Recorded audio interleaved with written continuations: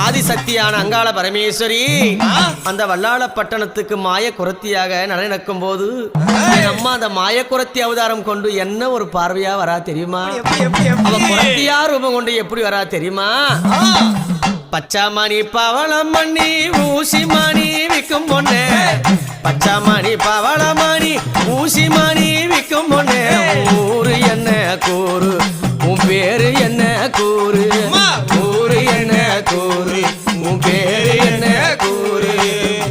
ஊசிமணி பவளமணி எத்தனை மணிகள் இருக்கு, ஊசிமணி பவளமணி எத்தனை மணிகள் இருக்கு, ஊரு என்ன கூறு உன் பேரு என்ன கூறு.